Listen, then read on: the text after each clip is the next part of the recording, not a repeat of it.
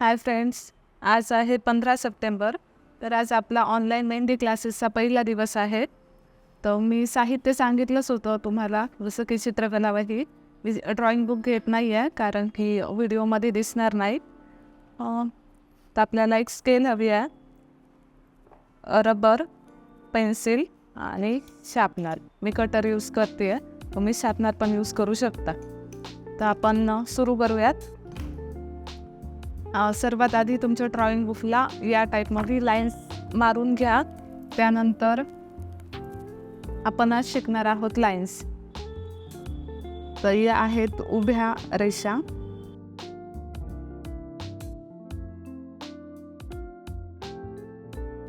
एकसारख्या रेषा मारायच्या आहेत. तुमचा जो हा भाग आहे हाताचा, तो पूर्ण खाली टेकवायचा आहे की सपोर्ट भेटेल तुमच्या हाताला. आणि त्याच्यानंतर एकसारख्या रेषा मारायच्यात. सरळ उद्या, घाई नका करू.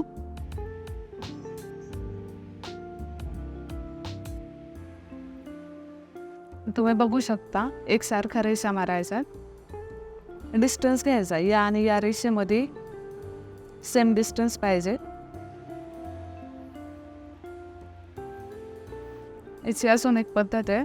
तुम्ही सपोर्टसाठी हा हात खाली ठेवून त्याच्यावर दुसरा हात ठेवून सरळ रेषा मारू शकता.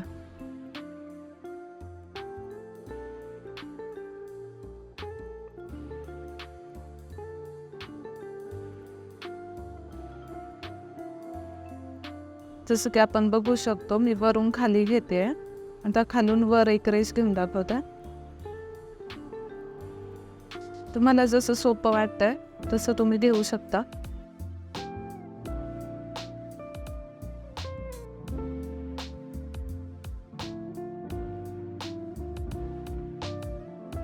तुम्हाला वाटत असेल की लाईनपासनं का शिकवते, कारण पुढं जाऊन आपल्याला चेक्समध्ये याच लाईनचा वापर करायचा आहे. त्याच्यामुळं आत्ता जेवढं स्ट्रेट लाईन येतील तुमच्या, त्याचा तुम्हाला पुढं फायदा होणार आहे. त्याच्यामुळं मनापासून करा. तुम्ही जेवढी जास्त प्रॅक्टिस करताल तेवढं सोपं जाईल पुढं मेहंदीसाठी.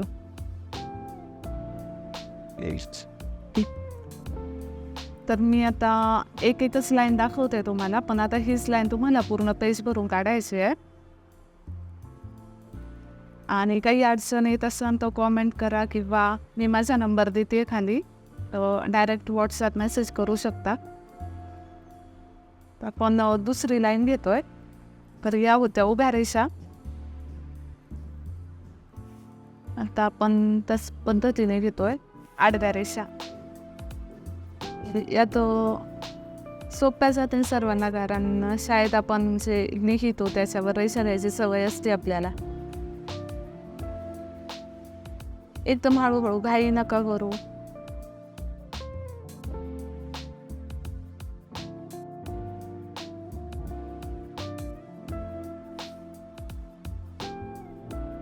आधी छोटे बॉक्स बनवा, मग मोठे मोठे बनवले तरी चालतील.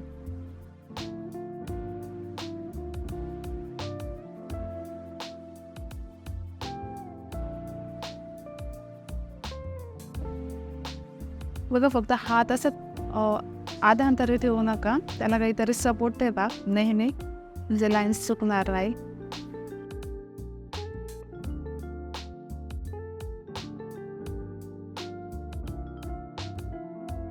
तर याच पद्धतीने पुढं काढू शकता तुम्ही. आपण खालची लाईन घेऊया आता. तर या आहेत तिरक्या रेषा, की या पद्धतीने तुम्ही काढू शकता.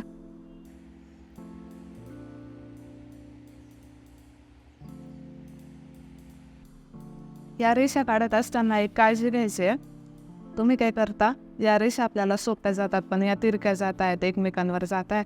मग तुम्ही जी वही आहे ती अशी करताल, तिरकी करताल, मग ते अशा काढताल. तसं नाही, जशी आपली वही आहे ना तशीच ठेवायची आहे, आणि आपला हात वळवायचा आहे, म्हणजे आपल्या हाताला सवय लागेल. कारण आपण जेव्हा मेहंदी काढतो तेव्हा आपण प्रत्येक वेळेस त्यांचा हात मागं पुढं तिरका नाही करू शकत. हात आपल्याला सरळच भेटणार आहे. तर हात सरळच ठेवून प्रॅक्टिस करायची आहे.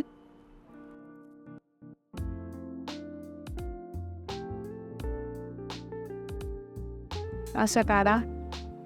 काही खालून वर घ्या, काही वरून खाली घ्या.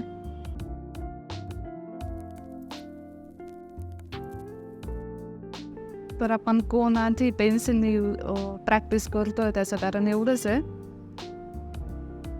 की कॉन्फिडन्स आला पाहिजे कोण हातात घेण्याआधी. भीती राहत नाही आपल्या मनात, फिनिशिंग येते डिझाईनमध्ये.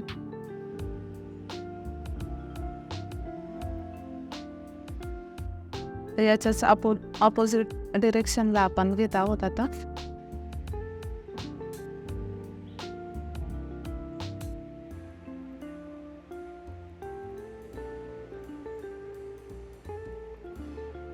तर आपण उलट्या दिशेने घेत आहोत तिरक्या रेषा.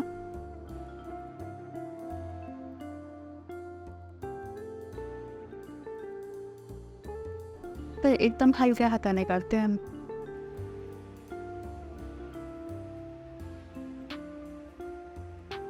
नवीन नवीन जरी जमलं नाही, जसं की आता ही रेषा माझी ही थोडी चुकली आहे, तर त्याला परत इरेज करा, परत त्याच जागेवर काढा. फक्त चुकीचं ठेवू नका, कारण ते चुकीचीच आपल्याला सवय लागून जातील. ओके, या 4 लाईन्स आहे. अजून एक आहे यात, जे की तिरक्या रेषांचा एक प्रकार आहे. आपण बॉक्समध्ये घेणार आहोत. तर याचा यूज पण दाखवते मी पुढं तुम्हाला. या लाईन्स आपण का घेतो, ही कॉर्नर आणि ही कॉर्नर. बॉक्स घ्यायचा आहे आपल्याला बनवून आधी. एक रेष तिच्याच वरच्या बाजूला समांतर रेषा काढून घेणार आहोत आपण. खालच्या बाजूला देखील आपण समांतर रेषा काढत आहोत.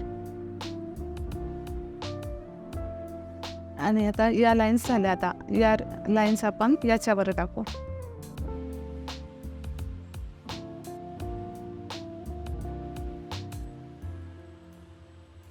आपण बघू शकता. तर यासाठी आपल्याला अजून एक लाईन आहे ती घ्यायची आहे. जसं की पूर्ण क्रॉस लाईन, ही जरा सरळ रेषेत जाते. आणि आता जे आपण घेणार आहोत ती पूर्ण क्रॉस जाते. जसं की याच्यात डिस्टन्स कमी आहे आणि याच्यात आपण जास्त ठेवतोय. तर याचा उपयोग तुम्हाला पुढं डिझाईनमध्ये कळून येईल. पण खालच्या लाईन्स की तशाच ते सुटल्या. हा, त्याला पूर्ण तिरकी रेष घ्यायची आहे. हात हलवायचा आपल्याला, पेज नाही हलवायचं.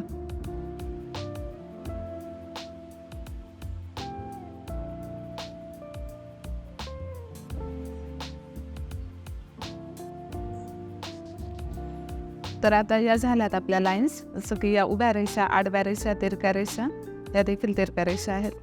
तर तुम्हाला खूप जास्त प्रॅक्टिस करण्याची गरज आहे, कारण बेसिक जेव्हा आपलं क्लिअर होईल तेव्हाच आपल्याला ॲडव्हान्समध्ये जास्त त्रास नाही होणार डिझाईन काढायला. त्यामुळे ही जी लाईन आहे तुम्ही पूर्ण पेज भरून असे तुम्ही 1 2 3 4 5 6 पेजेसची प्रॅक्टिस करू शकता. हे पूर्ण पेज भरून याच लाईनची प्रॅक्टिस करायची आहे. नंतर आडव्या लाईनची एक पेज, अशी जास्तीत जास्त जेवढी जास्त प्रॅक्टिस करता येईल तेवढं सोपं जाणार आहे पुढं.